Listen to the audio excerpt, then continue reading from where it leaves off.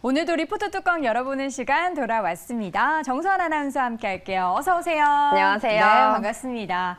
자, 오늘은 또 어떤 리포트들이 시장에 전해졌고 또 주가의 움직임은 어떨지 한 번에 확인해 보도록 하겠습니다. 첫 번째 리포트 뚜껑 열어볼게요. 네, 첫 번째는 바로 현대차 뚜껑 열어볼 텐데요. 네. 오늘 아침 이 현대차에 대해서 13개 증권사에서 정말 보고서가 쏟아졌습니다. 네. 사상 최대 매출을 기록했지만 이 영업이익이 예상보다 저조해서 매출 가이던스까지 하향 조정하면서 이 대거 목표 주가 하향 조정을 한 증권사들이 정말 많았습니다. 네, 기관 쪽에서 이제 사실 현대차에 대해서 3분기 그리고 4분기 이어지는 실적에 대한 기대감을 굉장히 많이 시장에 전달을 했기 때문에 그들도 뭔가 변화가 있으면 빨리빨리 그렇죠. 일을 해야겠죠. 그래서 정말 많은 보고서들이 오늘 쏟아졌고요. 어제 주가 좀 많이 빠졌는데 오늘도 그 하락세 이어가고 있습니다.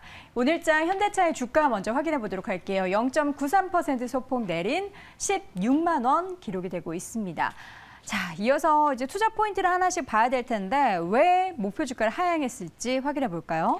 네, 일단 현대자동차가 이 차량용 반도체 수급 완화와 환율 효과 등에 힘입어 이 분기 기준으로 사상 최대 매출을 다시 한번 경신을 했는데요. 하지만 일회성 비용이 발생하면서 올해 3분기 이 영업이익이 시장 눈높이를 충족시키진 못했습니다. 이로 인해서 아까 말씀드렸던 것처럼 정말 하향 조정 리포트가 쏟아졌는데요. 체크해 보도록 하겠습니다. 13개 증권사에서 무려 9개의 증권사에서 목표가를 하향 조정을 했습니다. 제가 사진으로 한번 정리를 해봤는데요. 26만 원부터 가장 적은 금액인 목표 주가 21만 원을 제시했던 증권사도 있었습니다. 이렇게 9개의 증권사에서 왜 도대체 하향 조정을 했는지 한번 내용을 정리해 보도록 할 텐데요. 공통적으로 이 증권사에서는 현대차가 독자 개발했던 세타2 엔진 그리고 GDI 엔진 관련 품질 비용을 반영한 것 이외에 이 금융 부문에서도 수익이 부진했다라는 점을 꼽았습니다. 이 부진이 실적의 기대치를 밑돌게 했고 영업이익 그래프와 함께 체크를 해본다면 이 현대차는 전날 올해 3분기 영업이익이 1조 5,518억 원으로 잠정 집계 공시를 했는데요. 이는 3분기보다 영업이익 쪽이 3.4% 감소한 수치고 전년 대비로는 4.1% 그러니까 1.5%포인트 떨어진 수치가 나왔습니다. 이렇게 실적 발표에 따른 증권사의 보고서까지 한번 이어서 정리를 해볼 텐데요. 포인트로 돌아와서 정리를 시작해보면 먼저 한국투자증권에서는 일단 외형으로 대규모 리콜 비용으로 부진을 했고 또 부분별 영업이익으로 본다라고 하면 금융 부분도 다소 부진했다라고 하며 이 금리의 급격한 상승으로 영업 비용이 증가했다라고 꼬집었습니다. 이래서 기존 30만 원에서 목표 주가를 26만 원으로 하향 조정을 했고요. 현대차 증권에서도 그 부분을 꼽았습니다. 이 현대차의 영업이익은 일회성 품질 비용을 반영했다라는 것을 감안하더라도 이 최근 시장 기대치를 밑돌았다라고 했고요. 이 미국 금리의 급격한 인상으로 역시나 금융 부분의 수익이 기대보다 낮았다라는 점을 강조를 했습니다. 이에 목표 주가를 기존 26만 원에서 24만 원으로 낮췄습니다. 그리고 가장 낮은 목표 주가를 제시했던 바로 메리츠 증권이었습니다. 메리츠 증권 역시 금융 부분의 수익성 악화를 집중적으로 지적을 했는데요. 작년 1분기 이후에 분기당 5천억 원에서 6천억 원 수준을 지켜온 금융 부분 영업이익이 3,008억 원으로 800억 원대로 축소됐다라고 언급하면서 이 금리 인상에 따른 자동차 업체들의 조달 금리 상승은 결국은 소비자들의 할부 리스 비용 증가 요인이자 이렇게 수요 감소의 근거라고 지적했습니다. 이에 따라서 메리츠 증권에서는 목표 주가를 기존 23만 원에서 21만 원으로 낮춰 잡았습니다. 네, 부정적인 의견을 냈던 증권사의 뷰를 쫙 봤는데요. 부정적인 것만 있나요? 그렇지 않았습니다. 오히려 이러한 우려들이 과도하다. 아직 네. 우리 눈으로 확인되지 않았다라며 이 목표 주가를 유지했던 증권사도 있었습니다. 네. 이 부분 정리를 해보도록 할 텐데요. 과도한 우려라는 겁니다. 이 유진투자증권에서는 아직 실망하기는 이른 실적이라며 이 기대 이상의 매출 성장세를 감안했을 때 판매 부진 등 우리 시장이 우려했던 것들이 아직은 가시화되지 않았다고 이 기존 목표 주가인 27만 원을 유지했습니다.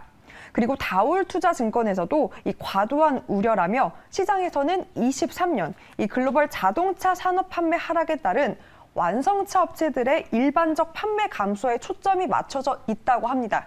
하지만 현대차의 경우에는 전년 대비 4%의 판매 성장률을 보였고 11%의 영업이익 상승 기대할 수 있다라고 언급을 했는데요. 그러면서 꼬집었던 점이 바로 시장이 가장 크게 우려하는 그 재고 부분이었습니다. 그래프로 한번 체크해 보겠습니다. 이 투자자의 가장 큰 우려가 바로 이 재고의 증가인데 코로나19 이후로 변형되고 있는 산업 구조를 감안한다라고 하면 이 재고 수준이 올라오는 속도가 굉장히 느릴 것이다라는 판단이었습니다. 그렇기 때문에 오히려 이 모멘텀이 이러한 리스크를 덜어내고 충분히 강세를 보일 수 있다라는 긍정적인 전망과 근거를 제시했습니다. 네, 3분기에 정말 너무 기대를 많이 했고요. 그렇죠. 그게 주가에 많이 반영이 됐지만 그 이후에 전 세계적으로 자동차에 대한 수요에 대한 우려감이 있었습니다. 그에 따라서 그럼에도 불구하고 3분기 실적은 좋겠거니 했는데 예상치를 부분적으로 좀 하회한 부분, 그리고 향후 전망에 대해서는 좀 엇갈린 시각이 있는 상황입니다. 이 가운데 주가 차트를 보면은 현대차의 주가는 아쉽게도 장중 신저가를 경신하는 모습이 나타났습니다. 오늘 16만 원 선을 터치하는 움직임들이 보이면서 그동안 상승을 정말 겨우겨우 몇 개월에 걸쳐서 이어갔는데 한 달 사이에 주가가 이렇게 많이 주저앉았습니다. 물론 목표 주가 27만 원 정도 제시한 증권사도 있습니다. 그러나 지금 상황에서는 지켜볼 부분들도 많고요. 또 수급적으로도 아직까지 뭔가 꼬인 실타래가 보이기 때문에 이 음봉의 향연이 언제 끝날지는 조금 더 지켜보셔야겠습니다. 자, 첫 번째 종목 현대차 함께 확인해봤고요. 두 번째 리포트 뚜껑 열어보겠습니다. 네, 두 번째는 캠트로스 뚜껑 한번 열어보도록 하겠습니다.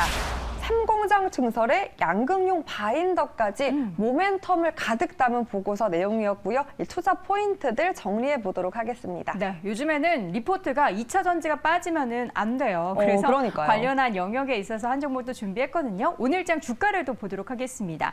현재 소폭 상승한 8,690원 기록이 되고 있는데 과연 어떤 이야기를 하고 있을지 투자 포인트 하나씩 확인해 보도록 하겠습니다. 네, 캠트로스 바로 2차 전지 전액 첨가제 개발 업체입니다. 이 보고서에 따르면요, 이 캠트로스의 올해 매출액은 617억 원으로 상장 이후 처음으로 600억 원대를 진입했다라고 합니다. 이 CTT 리서치에서는 이 매출 성장의 주된 이유로 2차 전지 전액 첨가제의 성장성을 꼽았고요. 이미 내년 3공장 추가 증설에 따라서 실적 레벨업을 확보했다라고 긍정적으로 판단을 했습니다. 또 여기에 양극용 바인더 양산으로 실적 개선, 그 탄력을 더할 수 있을 것이다라고 기대감을 높였는데요. 이러한 증설 이유는 늘어나고 있는 수요에 대응해서 증설 계획까지 세운 만큼 수요 증가를 반영하는 실적 추이도 보고서를 통해서 공개를 했습니다. 그래프를 통해서 함께 체크를 해보도록 하겠습니다. 이 CTT 리서치에서는 이러한 내년 매출액이 올해보다 약 26%, 그리고 영업이익도 대폭 늘었는데요. 약 79% 오를 것으로 전망을 했습니다. 공장 증설까지 한다고 하니 이 두 부분의 실적 개선은 이미 확보한 상태다라는 긍정적 전망이었습니다. 네. 현재 구간에 있어서의 캠트로스의 뭔가 투자 포인트들을 보면은 앞으로 지금 주가 대비해서 얼마나 오를 수 있을지를 확인해 볼 수 있을 텐데 앞에 확인했었던 첫 번째 투자 포인트 말고 두 번째 투자 포인트가 키포인트가 될 것 같습니다. 국산화 관련해서는 어떤 얘기일까요? 네, 맞습니다. 아무래도 의존도가 높은 타기업에 비해 이런 국산화로 경쟁력을 더 높인다는 건데요. 그 경쟁력에 주력을 하겠다라는 점을 가장 큰 투자 포인트로 제시를 했습니다. 일단 한국은 양극용 바인더를 해외 수입에 굉장히 의존하고 있는 상황이라고 합니다. 이 가운데 캠트로스는 삼성 SDI와 LG 에너지 솔루션과 함께 이 양극용 바인더의 시장 규모, 이 소재를 개발하는 등 국산화에 주력하고 있다라고 하는데요. 이 무엇보다 중요한 건 이 국내 양극용 바인더의 시장 규모가 현재 약 1,300억 원이라고 합니다. 만약 이러한 시장에서 이 캠트로스가 양산을 시작하게 된다면 매출액은 아까 제가 앞에서 짚어드린 대로 처음으로 600억 원대에 진입을 했다라고 했는데요. 이러한 시장 확대성 기대까지 반영을 한다라고 하면 앞으로 매출액 700억 원도 추가 가능하다라는 긍정적인 전망이 나왔고요. 기대감만으로 반영한 게 아니라 공장까지 증설하고 있고 이미 가시화될 수 있는 부분들이기 때문에 우리가 현실적으로 볼 수 있는 숫자다라는 기대감까지 함께 언급을 했습니다. 네, 자 캠트러스 주가의 상황을 보도록 하겠습니다. 올해 캠트러스의 주가를 보면요, 뭐 중간중간에 여름부터 호재들이 막 생겨나면서 계속해서 오름세를 계속 지속을 했습니다. 이렇게 짧게 보니까 크진 않은데 제가 원래 이 차트를 좋아하긴 하는데 이렇게 계속 쭉 우상향 추세를 이어오다가 아쉽게도 주가가 더 올라가지 못한 채로 여기 13,000원 아래에서 주르르 흘러내려 다시금 10,000원 선 아래까지 내려왔습니다. 물론 이 보고서에는 목표 주가가 제시되고 있지는 않지만 지금 구간에서 오히려 이 박스권을 뚫어내고 올라간 이 구간의 움직임을 연말에는 좀 기대할 수 있지 않을까. 우리가 뭔가 2차 전지 관련한 이야기들이 계속해서 나오는 이 시점에서 캠트러스의 다시 한번 주가의 이 리바운드를 기대를 해보도록 하겠습니다. 자, 이렇게 해서 두 번째 종목까지 확인해봤고 이제 마지막 종목 리포트 뚜껑 열어보겠습니다. 네, 최근 사실 돌아올 일본과 중국인들 VIP로 제가 많은 기대감 받는 수혜 섹터를 소개했는데요. 이 기업도 그러한 모멘텀으로 보고서가 나왔습니다. 강원랜드. 네, 맞습니다. 바로 강원랜드 뚜껑 열어볼 테고요. 네. 남다른 회복 속도라는 제목과 함께 목표가로는 35,000원을 제시했습니다. 네, 강원랜드 일단 현재 주가부터 확인해 보도록 하겠습니다. 오늘장 주가의 움직임 현재 마이너스권 일단 기록이 되고 있고요. 0.65% 하락한 22,950원 기록이 되고 있습니다. 회복 어떤 부분에 있어서 가장 빠를까요? 일단 뭐 카지노, 비카지노 모두 성장을 보이면서 성수기 효과로 3분기 실적 성장을 기대했는데요. 그래프와 함께 바로 체크해 보도록 하겠습니다.